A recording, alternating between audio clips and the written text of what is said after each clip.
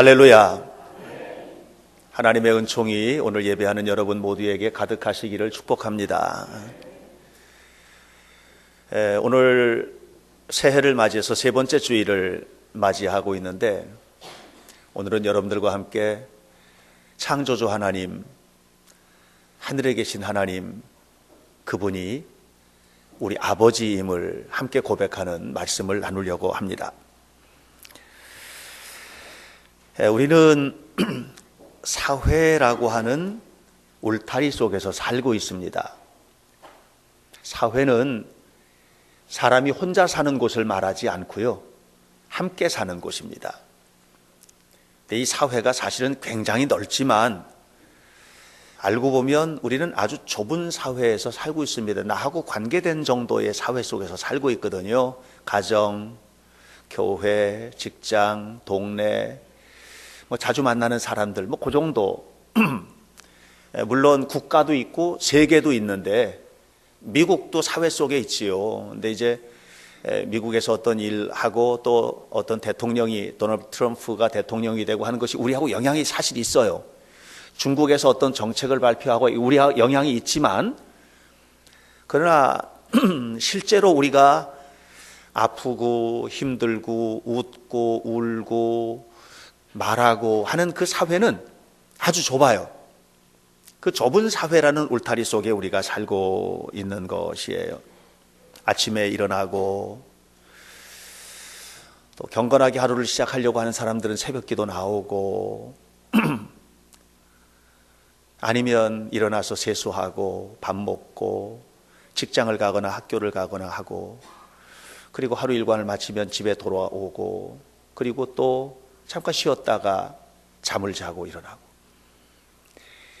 혹시 좀 다른 일들이 있기도 하지만 그런 다른 일들은 늘 있는 것이 아니고, 우리는 바로 이런 틀, 이 기본적인 틀 속에서 매일 살아요. 기본적인 틀 속에서 매일 살고 있기 때문에 사실은 새로운 게 별로 없어요. 그렇게 살아요. 그래서 어떤 사람들은 어느 날 갑자기 이런 것들이 막 마음의 부담감으로 오면서 우울해져요. 우울증이 걸려요. 괜히 걸려요. 괜히.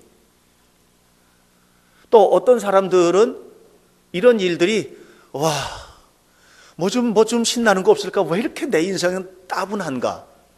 그래가지고 이 따분함 때문에 힘들어하기도 해요. 인생 살 것도 없네, 시시하다. 그래가지고 먼저 가신 분들도 계세요. 그냥 자기 목숨을 끊어버려요. 그게 뭐 별게 있어서 그런 게 아니고 어느 날 갑자기 그런 것들이 오는 거예요. 이 사회 속에는 대단히 다양한 것들이 일어나기도 합니다. 예를 들면 이 사회를 살고 있는 어떤 사람은 남들이 하는 일을 못해가지고, 그래서 항상 이 사회라고 하는 이 울타리에서 밀려나, 자꾸만 밀려나는 일이 벌어져. 너는 왜 남들이 하는 만큼도 못하냐? 그래서 밀려나는 일들이 벌어져요. 이런 일도 이 사회 속에 있고, 어떤 사람은 또 너무 유능해서 10사람이 할 일을 혼자 해버려요. 그런 사람들도 있거든요.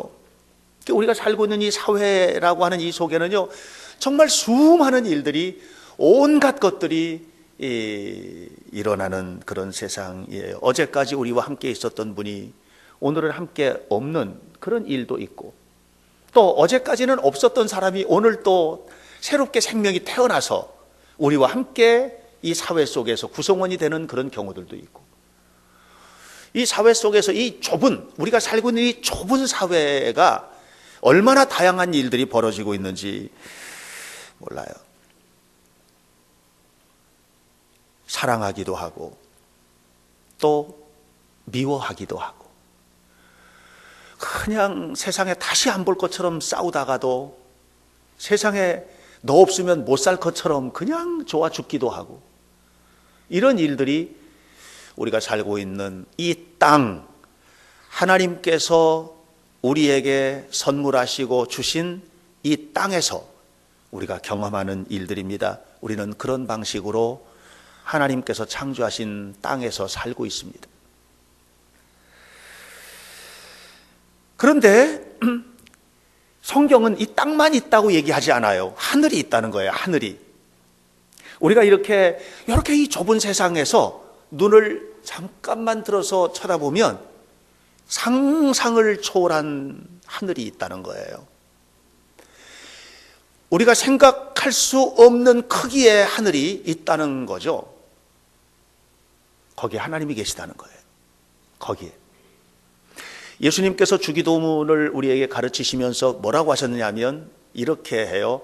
하늘에 계신 우리 아버지요. 하늘에 계시다는 것을 이야기를 합니다. 하나님은 어디 계세요? 하늘에 계시다는 거예요. 그런데 저는 이 하늘에 계신 우리 아버지라는 말이 너무 신비로워요. 하늘에 계시다. 이분은 온 우주를 창조하시고 역사를 섭리하시고 우리가 상상을 초월할 만큼 우리가 생각하는 그 모든 것 위에 그 어마어마한 크기보다도 더 큰 하나님이라는 말이 하늘에 계신이라는 말 속에 있다면, 우리 아버지여라는 말은 우리 집에 계시다는 거예요. 하나님이 어디 계세요? 우리 집에. 우리 집에. 그 하나님이 하늘에 계신데 그 하나님이 우리 집에 계신 하나님이라는 거예요. 그래서 우리 아버지가 되신다는 거예요. 오늘 성경은 창조에 관한 이야기를 우리에게 소개하고 있어요. 창세기는 창조에 관한 이야기를 우리에게 소개하고 있어요. 하나님께서 이르시면 다 되었어요. 하나님이 이르시되 빛이 있어라. 그러니까 빛이 생겼어요. 하나님이 이르시되 하늘이 생겨라. 하늘이 생겼어요. 하나님이 이르시되 오늘 본문에 보니까 땅이 생겨라. 땅은 온갖 식물들을 내어라. 그렇게 되었어요. 하나님이 이르시되 해와 달과 별들아 하늘에 떠 있어라. 그리고 너희들의 사명을 감당해라. 그렇게 되었어요. 하나님께서 짐승을 만드시고 온갖 것들을 만드시고 사람을 만드셨어요. 하나님이 이르시면 그대로 되었어요. 이게 하나님이에요. 이게 하나님이에요. 그런데 그 하나님께서 그렇게 하시고 난 다음에 뭐라고 하셨냐면은 너무 좋았다는 거예요. 하나님이 창조하신 세상은요, 너무 좋은 세상이에요. 우리 12절에 보니까 그렇게 창조하시고 하나님이 보시기에 좋았더라. 하나님 보시기에 좋았더라. 하나님 보시기에 좋았더라. 하나님께서 보시기에 좋은 세상은 어떤 세상이냐면 하나님이 창조하신 원형의 세상이에요. 다시 말하면 하나님이 창조하신 그대로의 세상이에요. 이게 하나님 보시기에 좋은 거예요. 우리는 그걸 지켜내야만 해요. 제가 만년필이 있는데요, 여기에 제 서명이 있거든요. 여기 제 이름이 있어요. 제 서명이 있어요. 그래서 이걸 누가 가져가도 이걸 깨트려서 없애버리기 전까지는 하여튼 제 이름과 함께 계셔야 돼요. 이게 제 서명이 있어요. 내 거라는 거예요. 하나님이 만드신 온 우주는 그 우주에 식물 하나, 동물 하나, 모든 것에 뭐가 있냐면은 하나님의 손길이 있어요. 이게 하나님의 서명이라고 저는 이해를 해요. 하나님의 손길이 있어요. 이건 내 거야. 이건 내 거야. 내가 창조했어. 내가 한 거야. 이렇게. 그리고 인간을 창조하신 다음에 인간에게도 하나님의 서명을 거기다가 이렇게 하셨어요. 거기다가 하나님 하고 서명을 하신 거예요. 그게 뭐냐면 하나님의 형상이에요. 우리는 하나님의 형상대로 지음을 받았어요. 그렇게 하고서 뭐라고 그랬냐면은 정말 좋다. 하나님을, 사람을 만드신 다음에 심히 좋았더라. 그랬어요. 그런데 오늘 하나님이 만드신 세상이 하나님께서 보시기에 좋았더라가 아닌 세상이 됐어요.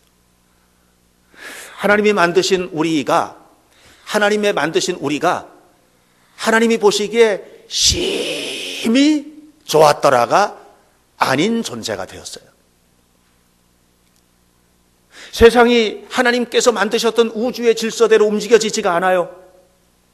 엘니뇨, 라니냐 이런 현상들은 하나님의 형상이, 하나님의 손길이 파괴된 재앙이에요. 인간이 만들어낸 무서운, 인간은 가는 곳마다 하나님의 흔적을 지워냈어요.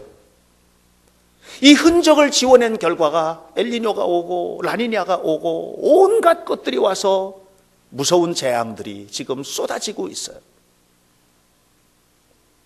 우리 안에 하나님의 형상대로 지어졌는데 하나님 흔적, 이것이 지워지고 이 죄가, 아담 이후에 모든 인류가 지은 죄, 이 무서운 죄 때문에, 죄악 때문에 미워하고 다투고 절망하고 찢어내고 이렇게 하면서 하나님의 흔적들이 지워지면서 우리는 하나님께서 보시기에 심히 좋은 존재가 못 되고 있는 거예요. 제가 질문해 볼게요. 여러분 지금 이렇게 앉아 계시는데 하나님께서 여러분을 보시면서 아무개야, 나는 너를 바라볼 때 심히 좋구나, 심히 좋다는 말은 완벽하게 좋구나 이거거든요. 어떻게 그렇게 말씀하실까요? 우리는 거기에 자신감이 없는 거예요. 왜냐하면 우리는 죄악 가운데 태어나서 죄악 가운데 너무 이기적으로, 이기심을 가지고 정말 하나님 앞에 우리의 삶을 맡기고 이 마음을 가지고 서로를 존중하고 서로를 대하고 살아가는 이걸 잃어버리고 말았어요. 다시 말하면 창조 본연의 위치를 잃어버리고 말았다. 이것이 오늘 우리들의 현장이에요. 이런 세상을 우리가 살면서 2017년 바로 이런 세상을 우리가 받았는데 2017년 하나님께서 정말 보시기에 좋은 하루하루를 살 수는 없을까? 올 한 해를 살고 또 우리가 평생을 살아가면서 하나님께서 보실 때 눈물겹도록 좋아하시는 그런 나로서, 그런 내가 되어서 살아가도록 노력할 수는 없을까? 이런 부분들을 오늘 함께 좀 나누려고 합니다. 우리가 첫 번째 묵상할 내용은 하늘에 계신이라는 말입니다. 하나님께서 천지, 우주와 만물을 창조하실 때 이 우주보다도 더 크신 하나님이 이걸 만드신 거거든. 그걸 우리는 뭐라고 하느냐면 하늘에 계신 하나님이라고 이렇게 표현하는 거예요.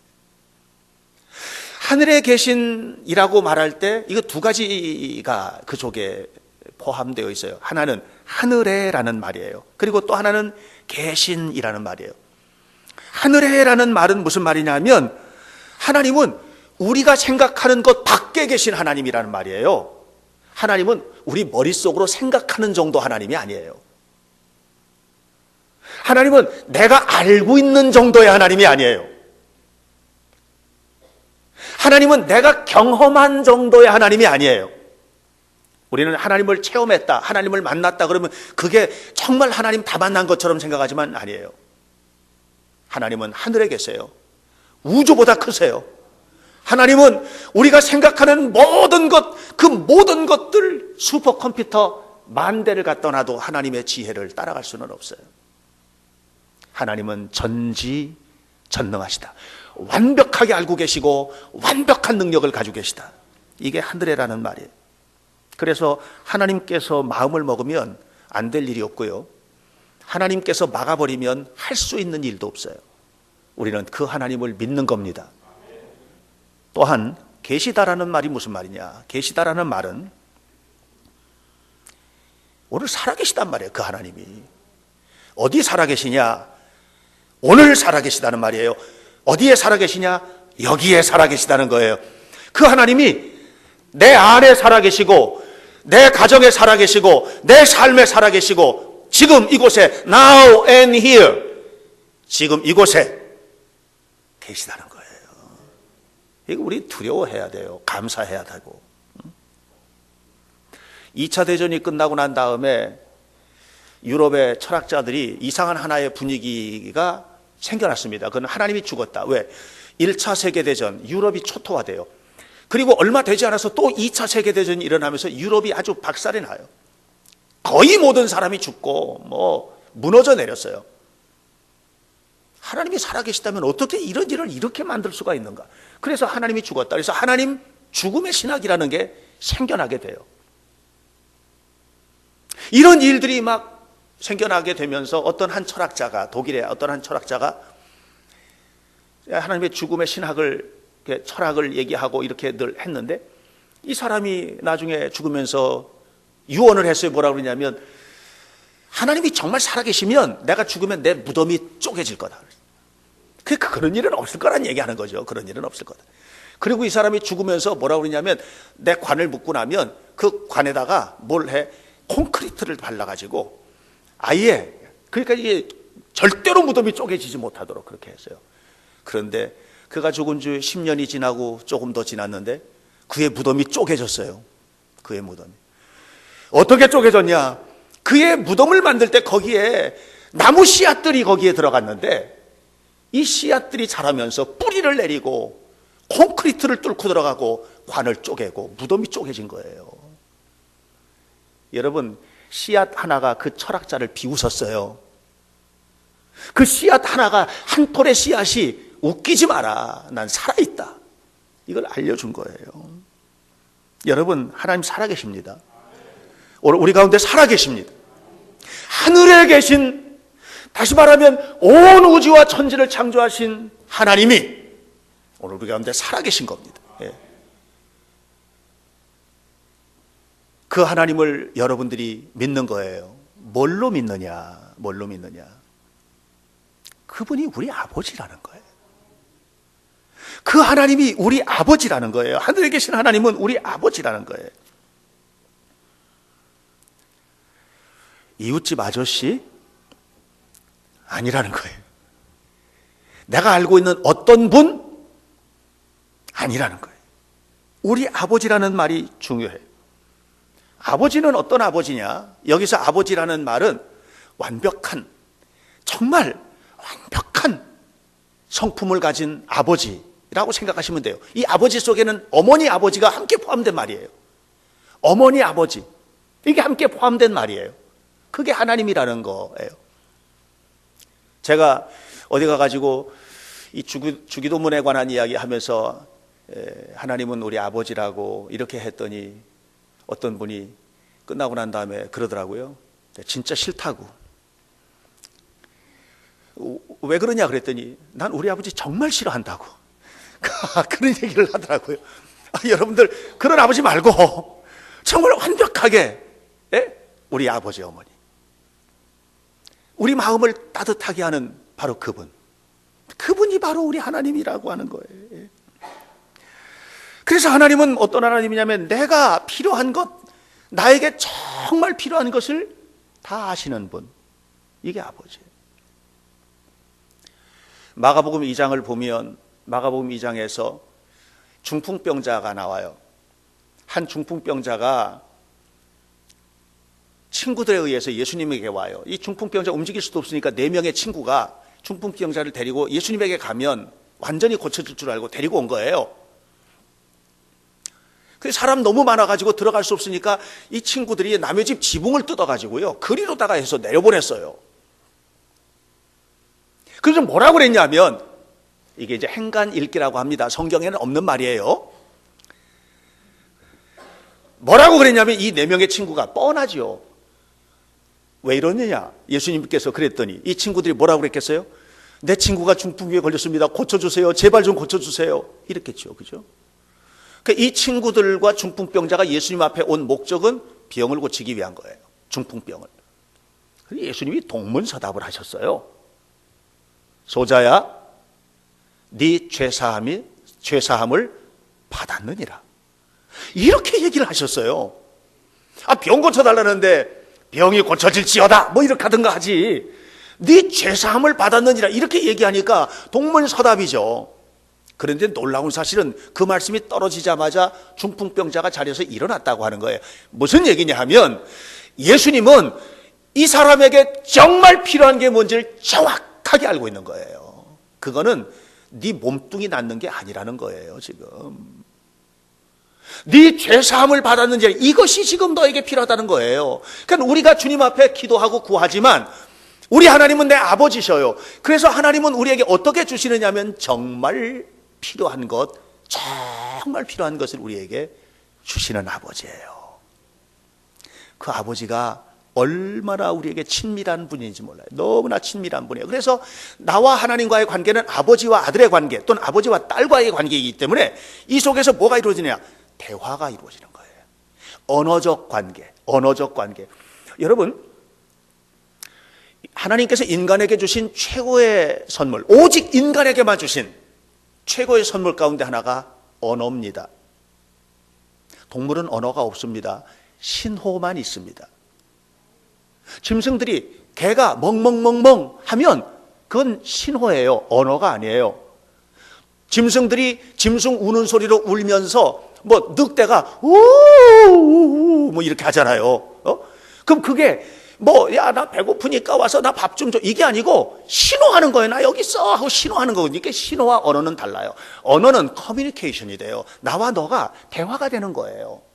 그 대화 속에는 뭐까지 포함되냐면 마음까지 포함돼요.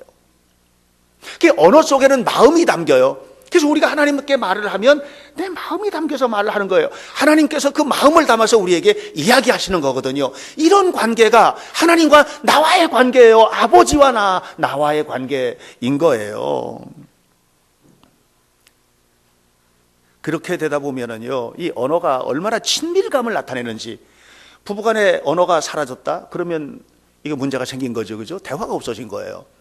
여러분, 이 언어가요, 사람의 친밀감을 가르쳐 주거든요. 예를 들어서, 너무 친한 친구와 같이 앉아 있으면요, 우리 무슨 말을 할까? 주제 생각하지 않아도 별별 얘기들 다 나와. 서로 그냥 계속해서 1시간이 지나고 2시간이 지나고 끝날 줄 몰라. 그래서, 야, 이제 왜 가자? 그러면 벌써, 3시간이나 지났네. 뭐 이렇게 되는데. 친밀하지 않은 사람 앉으면은요, 5분 앉아 있는 것도 힘들어 죽겠어요. 왜? 언어가 안 통하니까. 대화가 안 통하니까. 이런 친밀감의 관계가 되면 뭐냐면 침묵도 언어가 돼요. 침묵도. 그러면 서로 간에 예를 들어서 친한 친구끼리 아니면 정말 친밀감이 있는 부부가 강릉에 놀러 갔어요. 그리고 커피숍에 이 카페에 앉아가지고 바다를 보는 거예요. 말 한마디 안 해.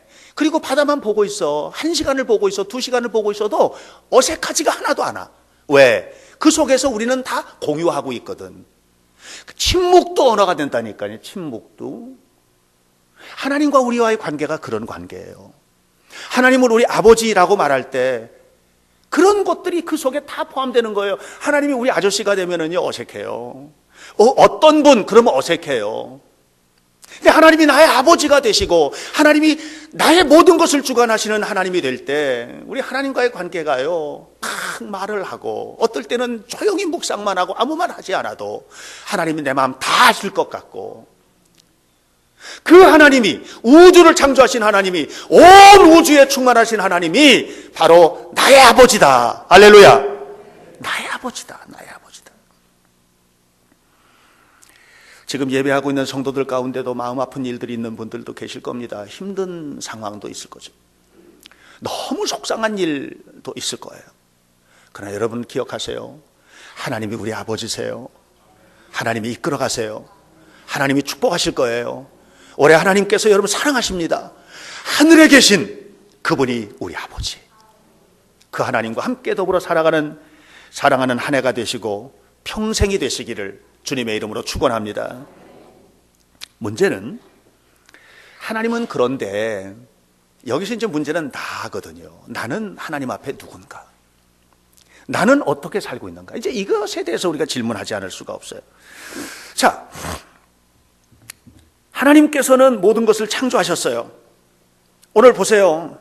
11절에 12절에 보니까 어떻게 했어요? 모든 종류대로, 땅이 푸를 종류대로, 또 씨 맺는 채소, 씨 가진 열매 맺는 나무들을 종류대로 창조했다 그랬어요.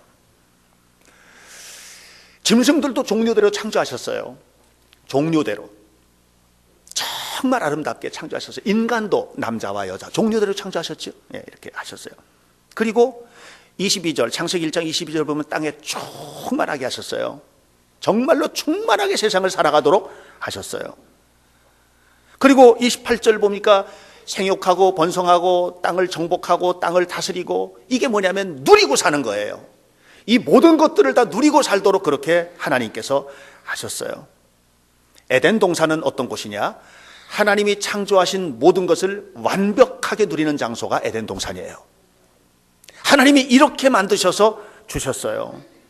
그것이 어떤 곳이냐면 보시기에 심히 좋은 곳이에요. 한번 둘러보세요. 종류대로 앉아 있어요. 여기요, 똑같은 얼굴은 하나도 없어요. 종류대로 다른 옷 입고 계시고, 종류대로 펌어도 다 다르게 하고, 종류대로 립스틱도 색깔마다 다 다르게 바르고, 또 우리가 종류대로 앉아 있는 거예요. 종류대로. 조금만 더 넓은 세상 가면은 종류대로 있는 사람들을 우리 얼마든지 만날 수 있어요. 백인도 만나고 흑인도 만나고 빨간 사람도 만나고 별의별 사람들을 우리 다 만날 수 있어요. 세상은요, 종류대로 만들어진 세상이에요. 그런데 그게 너무 아름답다는 거예요. 그런데 오늘날 그 종류가 종류대로 원수가 되었어요. 나하고 다른 사람은 원수예요. 나하고 다른 그것이 아름다움이 돼야 되는데, 하나님이 창조하셨을 때 그랬는데, 나하고 의견이 다르니까 원수, 나하고 생각이 다르니까 원수, 나하고 가는 길이 다르니까 원수, 심지어는 나하고 출신 학교가 다르니까 원수, 너는 호남이고 나는 영남이니까 원수. 우리는 종류대로 다 그렇게 되었고, 이 모든 것들이 다 경쟁의 대상이 되었고, 이런 세상을 우리가 살고 있는 거예요. 부부가 둘이 한 몸이 되라 그랬는데, 둘이 한 몸이 된다는 것은 뭐냐면 다른 것까지도 내 것이 되는 거거든요. 그런데 다른 것이 되면 그 순간부터 부부도 원수가 돼요. 우리가 살아가고 있는 모든 세상이 그렇게 되어버리는 거예요. 이것이 우리가 만든 세상이에요. 우리가 그렇게 만들었어요. 그래서 그런 속에서 가인, 아벨 살인사건이 나타납니다. 형제 간에 너는 나랑 다르다는 거예요. 그러니까 너를 죽여야 내가 되겠다는 거예요. 너를 죽여야 내가 사는 세상, 이런 세상이 되었어요. 혹시 교회 안에는 없을까요? 여러분, 교회 안에서 우리는 서로 다른 이 모든 것들을 가지고 정말 하나님의 영광을 위해서 아름답게 믿음의 꽃을 피우고 하나님 앞에 헌신하면서 이렇게 살고 있습니까? 나와 다른 이웃들을 품에 품고 그들과 함께 저 하나님 나라는 이런 것이라는 것을 보여주면서 우리가 그렇게 살고 있습니까? 우리가 살고 있는 세상, 다른 것이 아름다움이 되지 않고 다른 것이 원수가 되는 것 누가 만들었습니까? 여러분이 만든 것입니다. 여러분이 만드셨어요. 그래서 불행한 거예요. 내가 만들어 놓고 내가 불행해. 이것이 오늘 우리들의 모습이다 말입니다.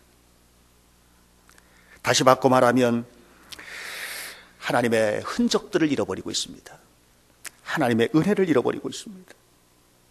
아브라함 요슈아 헤셀이라는 사람이 있습니다. 이게 이제 유대인인데 철학자이기도 하고 영성가이기도 합니다. 예언자들이라는 책이 있습니다. 그 책에서 아브라함 요슈아 헤셀이 그런 말을 했습니다. 예언자가 누구냐? 예언자는 사람들의 마음을 습격하는 자 그랬어요. 야, 전 좀 충격을 받았어요. 사람들의 마음을 습격하는 사람이 예언자라는 거예요. 하나님의 말씀을 가지고 사람들의 마음을 습격하는 거예요. 이게 예언자라는 거예요. 그래서 예언자는 항상 어떤 마음을, 어떤 용기를 가져야 되냐면 누군가가 잘못되었을 때 잘못된 것을 꾸짖을 용기를 가져야 된다는 거예요. 그래야 습격할 수 있다는 거예요. 그래서 이사야, 예레미야 뭐들 보면 이 모든 예언자들은요, 하나님의 말씀을 가지고 신랄하게 꾸짖어요. 막 꾸짖어요. 근데 꾸짖을 때 한 가지 조건이 필요해요. 그것을 듣는 사람들은 꾸지람을 들을 용기가 필요해요. 그거 엄청난 용기예요. 꾸지람을 들을 용기. 요슈아 헤셀은 그런 말을 하지 않았지만 저는 꾸짖을 용기라는 말을 들을 때 목회적으로 해석을 하면서 꾸짖을 용기는 꾸지람을 들을 용기 있는 사람이 없으면 무너진다. 오늘 여러분, 우리가 정말 끊임없이 하나님의 말씀을 듣지만 이 하나님의 말씀을 축복의 언어로도 듣지요. 그런데 때로는 이 말씀을 하나님의 꾸짖는 말씀으로, 내 마음에 습격해 들어오는 하나님의 예언의 말씀으로도 들으셔야 되는데, 이것을 듣고 꾸지람을 들을 용기를 가지셔야 돼요. 그게 회개예요.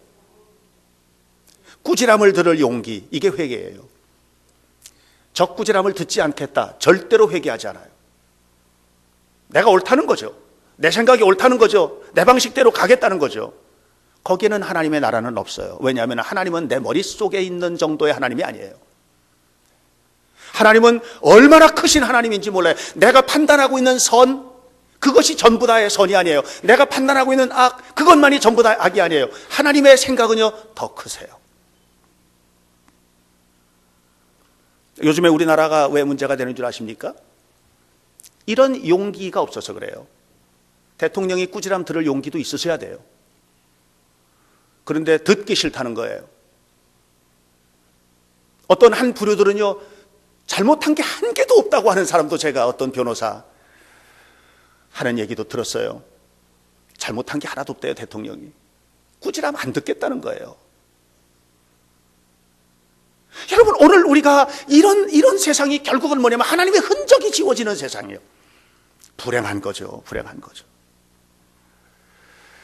하나님께서도 끊임없이 꾸짖으셨어요. 예언자들 보내서 꾸짖으셨어요. 이스라엘 백성들을 꾸짖으셨어요. 이스라엘 꾸짖으셨어요. 왕도 꾸짖으셨어요. 계속했어요. 그런데 안 들었어요. 그래서 어떻게 했는 줄 알아요? 이렇게 해가지고 꾸짖어가지고는 이제는 해결이 안 되겠구나. 그래서 하나님이 어떻게 하셨느냐 하면 그냥 그 모든 꾸지람을 한 몸에 짊어지시고 십자가에 죽으셨어요. 이것이 십자가 사건이에요. 너희들이 전혀 듣지 않고 귀를 막고 있고, 그러니까 너희들이 결국은 다 죽을 수밖에 없고 지옥 갈 수밖에 없고 멸망받을 수밖에 없기 때문에 그 꾸지람을 내가 짊어지겠다. 내가. 그리고 그 꾸지람의 십자가를 짊어지시고 골고다에 오르시고 그곳에서 대신 죽으셨어요. 내가 죽어야 될 죽음 대신 예수님께서 죽으신 거예요. 믿음으로 산다는 것은 무엇인가?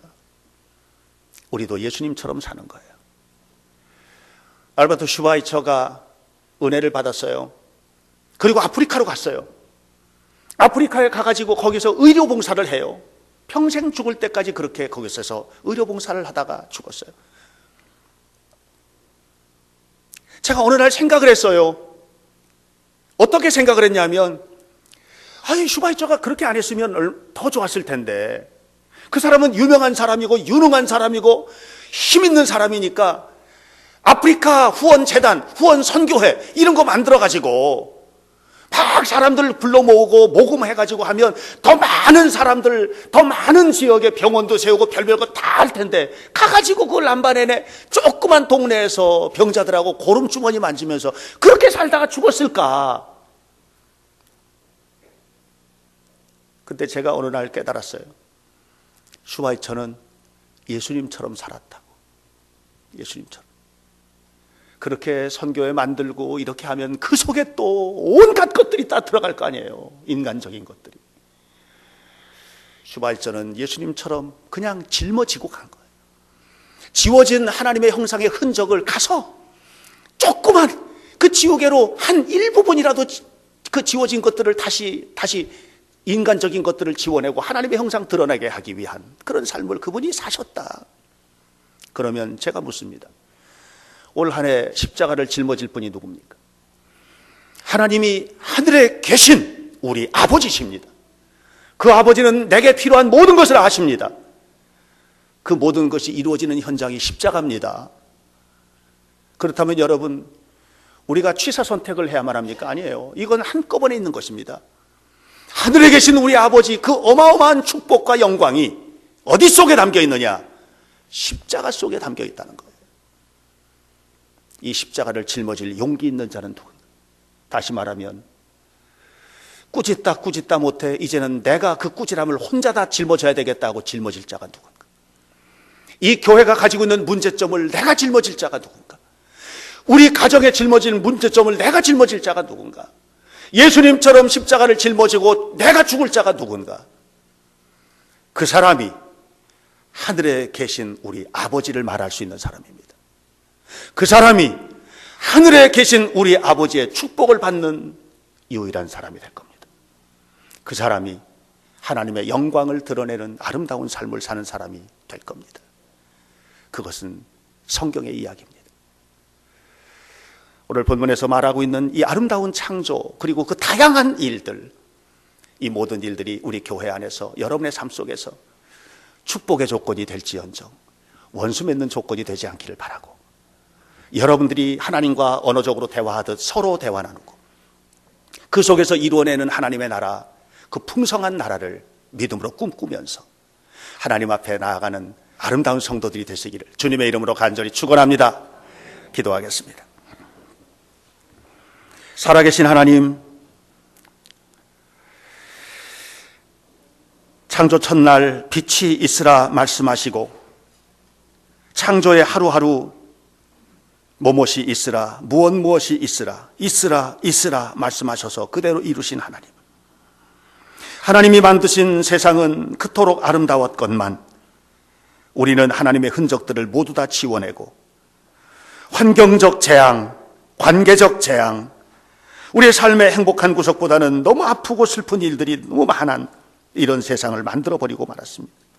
그런데 하나님은 또다시 오셔서 우리가 짊어진 아픔, 우리가 짊어진 고통, 우리가 짊어진 모든 것들, 심지어는 죽음 이후에 우리의 운명까지도 짊어지시고 십자가에 죽으셨습니다.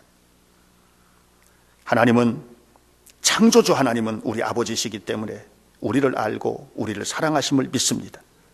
우리가 어린아이처럼 어리석은 말을 할 때도 진지하게 들으시는 줄 믿습니다. 우리가 적의에 찬 삶을 살아갈 때도 하나님은 여전히 우리를 사랑하시는 줄로 믿습니다.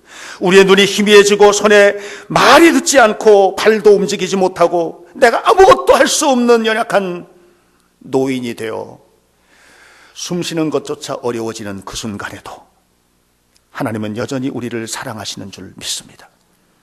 주님 사랑합니다. 주님을 사랑합니다. 오직 주님만 바라봅니다. 십자가의 은혜, 그 크신 사랑을 기억합니다. 사랑하는 성도들 한 사람 한 사람을 붙잡아 주시고 영원한 천국 가는 그날까지 이 모든 아름다움을 유지하는 하나님의 사람들이 되게 하옵소서.